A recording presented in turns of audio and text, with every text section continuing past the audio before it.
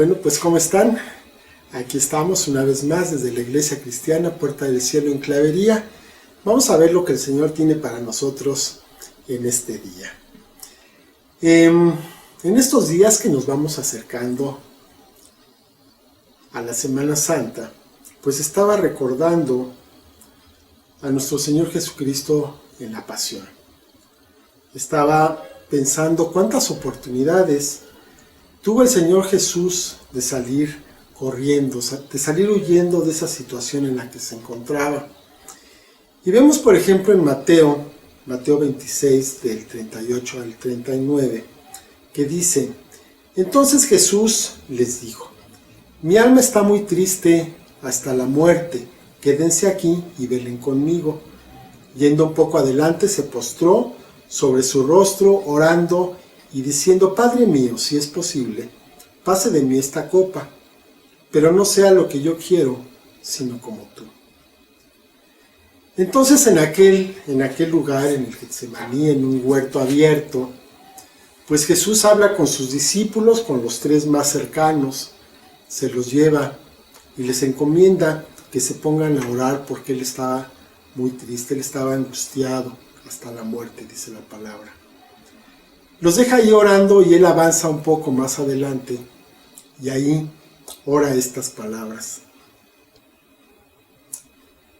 Podemos pensar la angustia tan tremenda que caía sobre el Señor Jesús, porque él sabía exactamente lo que iba a venir.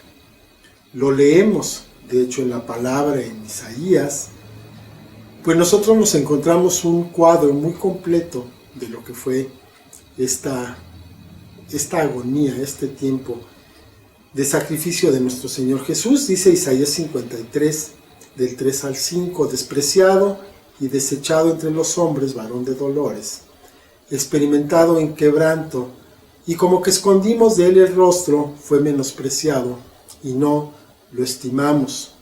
Ciertamente llevó él nuestras enfermedades, sufrió nuestros dolores, y nosotros le tuvimos por azotado, por herido de Dios y abatido. Mas él herido fue por nuestras rebeliones, molido por nuestros pecados.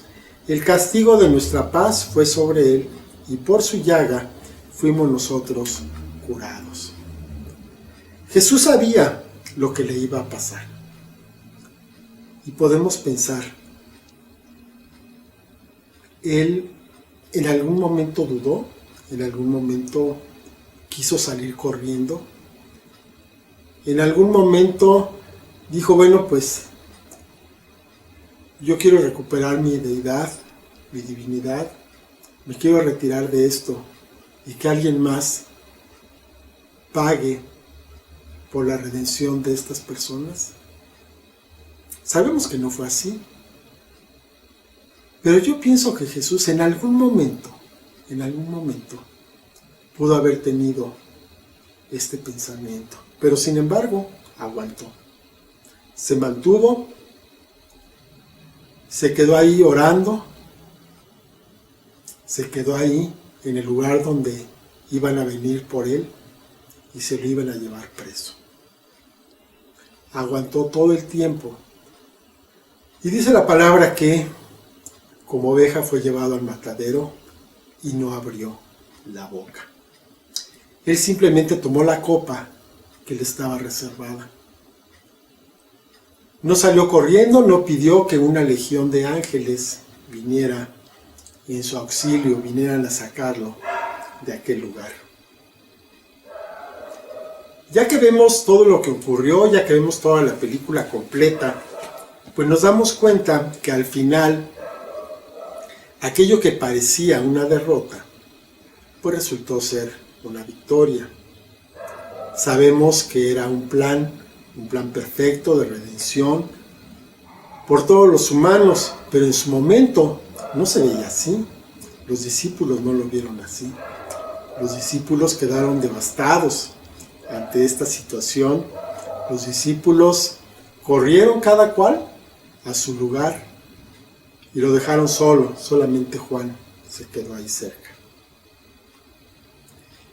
Y pues recuerdo también un diálogo en la película, en el libro del Señor de los Anillos, donde Sam está pensando y dice que pues él escuchaba de niño historias que le encantaba oír, en las que el protagonista pasaba por 1000 problemas, por muchísimas situaciones difíciles, y siempre había oportunidades para que él saliera corriendo, para que no enfrentara el final, y que mientras más difícil se ponía la situación, pues mayor era la determinación de este personaje de llegar hasta el final de la historia.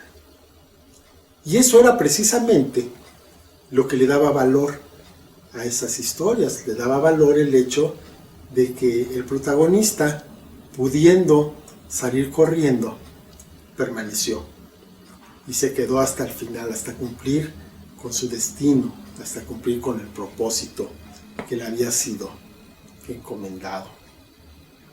En estas historias que estamos viendo, bueno, pues el final es bueno, terminan bien, pero no siempre es así. Muchas ocasiones las historias terminan en tragedia. Y no sé si recuerden, pero hace algunos años hubo un caso en una secundaria en Colorado, en Estados Unidos, donde 2 alumnos entraron a la escuela armados y empezaron ahí a disparar en contra de sus compañeros, de los maestros. En esa ocasión hubo 2 estudiantes y un profesor que resultaron muertos, y 27 muchachos más quedaron heridos.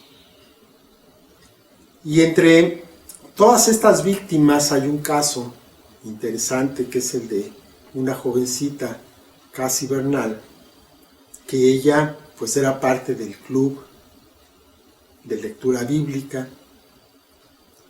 Y entonces se acercaron estos muchachos, Eric Harris y Dylan Klebold, se acercaron a ella, la conocían perfectamente, y le preguntaron: bueno, ¿y ahora tú crees en Dios? Cassie respondió sí. Y entonces la ejecutaron, la mataron en ese momento. Esta jovencita, en la flor de la vida, todavía ni empezaba lo mejor de su vida, tuvo la oportunidad de negar a su Dios y vivir, o de no hacerlo y entonces morir. ¿Qué fue lo que hizo? Decidió no negar a su Dios y por lo tanto murió. Fue una decisión de un instante, de un minuto, que la llevó a la eternidad directamente, como un ejemplo de valentía y de coraje. Pero fue solamente un momento, porque después de eso todo terminó. Esta niña seguramente se fue con el Señor, y pareciera ser que pues aquello que se había visto mal pues terminaría bien, porque se fue a un lugar mejor. Pero en su momento no lo vieron así sus padres, no lo vieron así sus hermanos, sus amigos, y toda la sociedad de aquella parte se vio sacudida por esta tragedia. Y además de esto, les quiero comentar que el otro día estaba viendo la transmisión de un político mexicano que hace un programa en YouTube en vivo, y él estaba muy emocionado porque acababa de leer un libro que hablaba acerca de Ricardo Flores Magón. Ricardo Flores Magón es un personaje ilustre en México, pero sin embargo es realmente poco conocido, poco mencionado, y del que pues yo únicamente sabía que era un precursor de la Revolución Mexicana. Pero pues en esta imagen que yo tenía de este político de este Ricardo Flores Magón, pues nada más tenía yo la idea de que era una persona que había escrito algo, y ese algo alguien más lo había leído, se había comentado en otra parte, y de ahí, de alguna manera, salió la idea de hacer una revolución. Pero pues tenía una idea bastante etérea de cómo había sido esto. A raíz de esta plática, pues me puse a ver un poco acerca de este personaje, y bueno, pues me enteré de que él había sido hijo de un soldado que había participado en la batalla de Puebla, un soldado que había luchado por la reforma de Benito Juárez. Entonces, pues tenía un antecedente ahí de patriotismo y de entrega realmente muy, muy importante. Este personaje estudió Derecho en la Ciudad de México, pero no concluyó. Él participó en disturbios de estudiantes, porque en ese tiempo se estaba reeligiendo una vez más Porfirio Díaz, que fue un dictador que estuvo 30 años en el poder aquí en México. Y entonces, en medio de esta revuelta, él funda un periódico que estaba obviamente en contra de Porfirio Díaz. Es perseguido, es encarcelado varias veces, sale, entra, y así está hasta que es exiliado en Houston. Allá funda un partido político, y en ese partido se proponen varias cosas muy importantes y muy interesantes.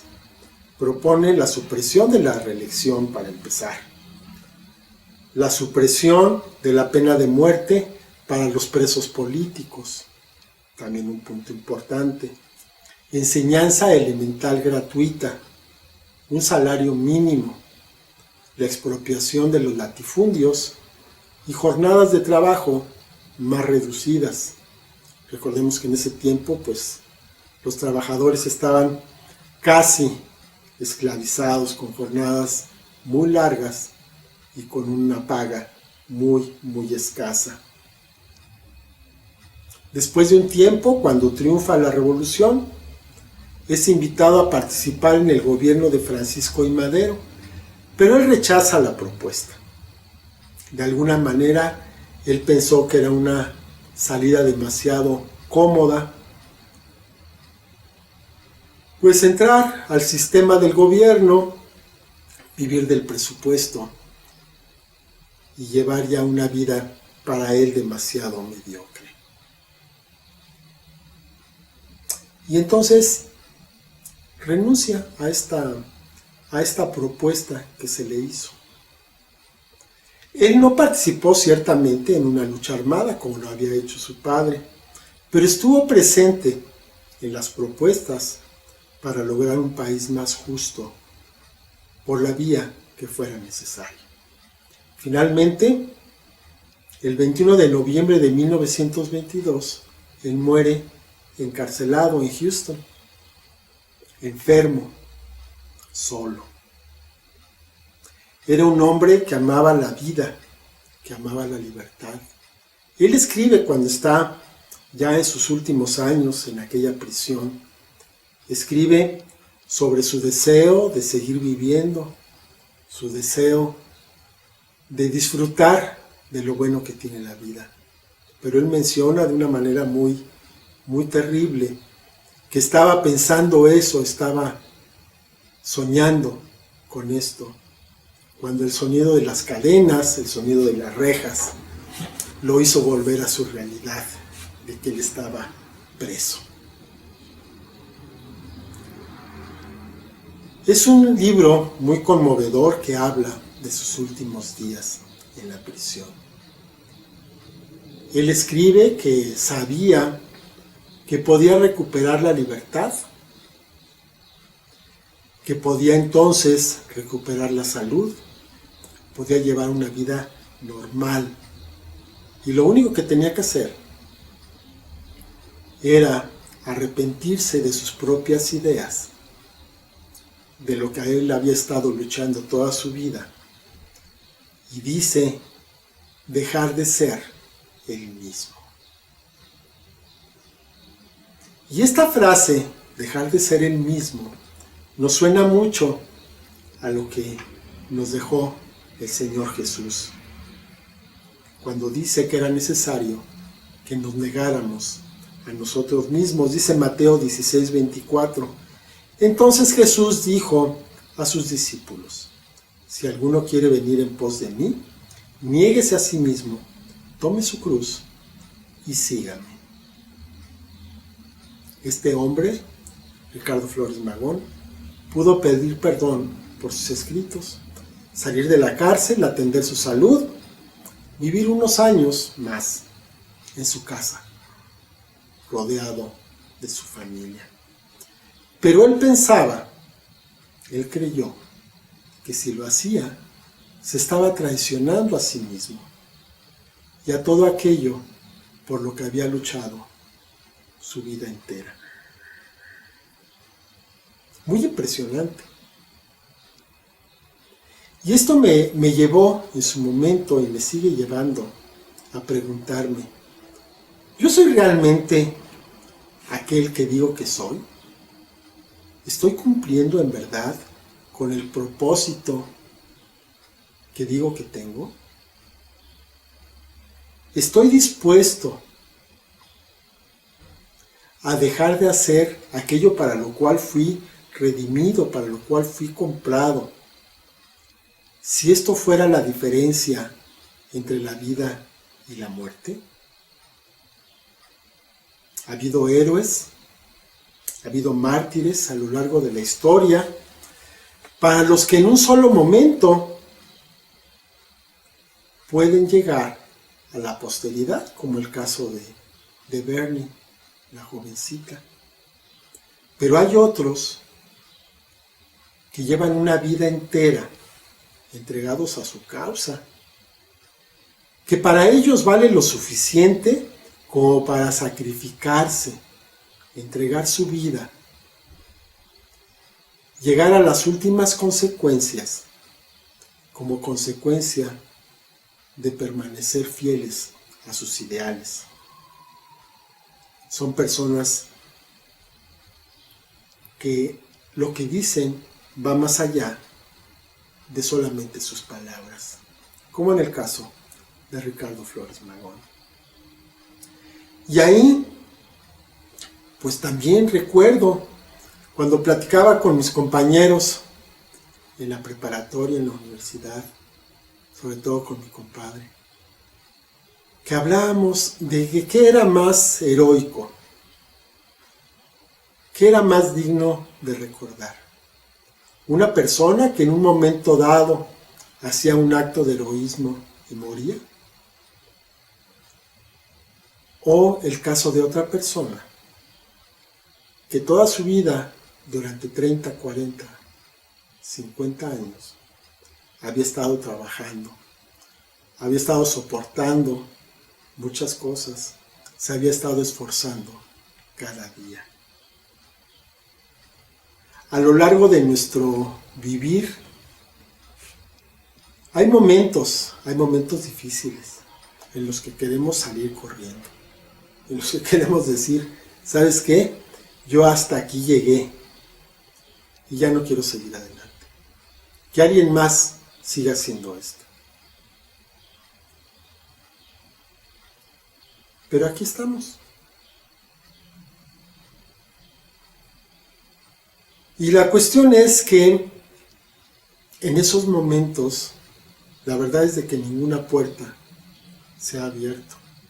Y eso nos ha obligado a permanecer haciendo lo que estábamos haciendo.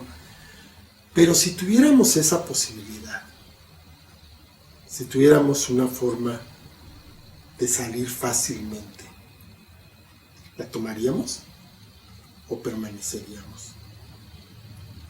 Si el día de hoy se nos presentara a cada uno de nosotros la oportunidad de hacer algo ilegal, algo inmoral, pero que nos permitiera llevar una vida más cómoda, una vida de riqueza, de abundancia, ¿la tomaríamos? ¿O permaneceríamos en el camino que estamos? ¿Qué prefieres? ¿Morir en un acto de heroísmo? ¿Tener una vida entera luchando? ¿O claudicar, salir corriendo y llevar una vida cómoda, una vida de abundancia? Inmoral, pero de abundancia. Y para no ir a un caso tan extremo, hay muchos temas que son polémicos en nuestro tiempo y que nosotros, pues los que conocemos la verdad de Dios, tenemos una posición que debería de ser firme. Vamos a poner un ejemplo, el aborto. Estamos en nuestro lugar de trabajo, estamos en una reunión y entonces las personas se ponen a hablar acerca del aborto y hay una serie diferente de posiciones al respecto, los que están a favor, los que están en contra, la mayor parte van a estar a favor. Y en ese momento, ¿nosotros qué hacemos? Disimuladamente nos hacemos a un lado, asentimos, decimos que no, o argumentamos por qué estamos en contra de esto. Sabemos que si declaramos abiertamente nuestra posición, pues vamos a estar en contra de la mayoría, si no es de todos, que no nos van a volver a invitar, o que nos van a estar, pues, incomodando durante nuestras jornadas de trabajo. No nos atrevemos muchas veces a argumentar, no nos atrevemos a mantener una posición frente a personas que la mayor parte de las veces ni siquiera saben de qué se trata esto. No han investigado, no tienen una posición fundamentada, sino solamente lo que han leído, lo que han visto en los noticieros, lo que dijo un influencer, lo que está de moda. Y nosotros que conocemos la verdad, nos quedamos callados. Un ejemplo de esto, hace muchos años hubo una persona que pues estaba a favor de las posiciones, de las posturas que estaban de moda en ese momento. Entre ellas, pues estaba de que se prohibieran aquellos medicamentos que habían sido probados en animales. Entonces estábamos en eso cuando él tuvo cáncer. Y después de varios tratamientos que no habían funcionado, le ofrecieron un método que estaba basado en un medicamento que había sido precisamente probado en animales. Entonces él tuvo que tomar una decisión. Bueno, ¿qué hago? Me someto a este tratamiento que parece ser que es muy prometedor y que me puede devolver la salud, o soy fiel a mis creencias y entonces pues así me quedo y que llegue a donde tenga que llegar. ¿Qué fue lo que hizo? Bueno, pues tomó el medicamento y para su mala fortuna murió porque no le funcionó en su cuerpo. Y la pregunta es, ¿hasta dónde llegarías? Tenemos creencias, pero pocas veces tenemos convicciones. ¿En qué punto nos quebraríamos? ¿En qué punto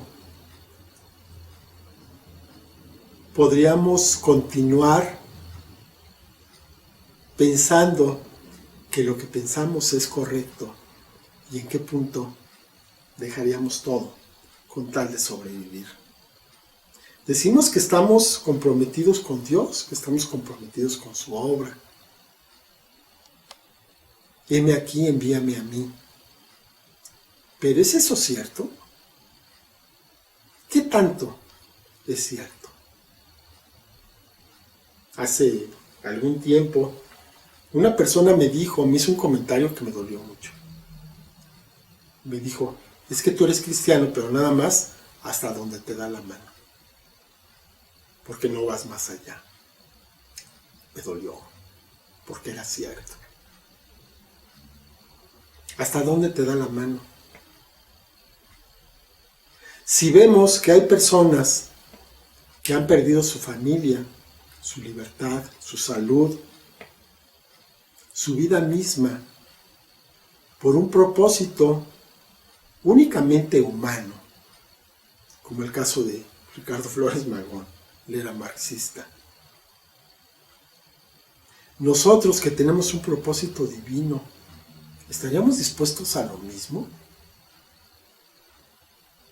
¿O nada más hasta donde nos da la mano? Cuando se trata de pedir, ahí estamos. Nos invitan a una reunión de sanidad y milagros y ahí estamos.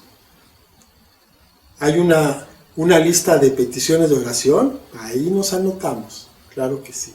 Hay una reunión de prosperidad, pero somos los primeritos en apuntarnos. Pero cuando se trata de la ofrenda, caray, entonces en ese momento todos nos queremos ir al baño, todos tenemos una llamada telefónica, nos salimos y nos quedamos en la última fila esperando a que todo pase. Queremos pasar desapercibidos, que nadie nos vea, que nadie lo sepa, que nadie nos juzgue. Y aquí la pregunta tremenda es, ¿somos realmente dignos del llamado de nuestro Dios? ¿Qué cuentas le vamos a entregar a nuestro Señor y Salvador?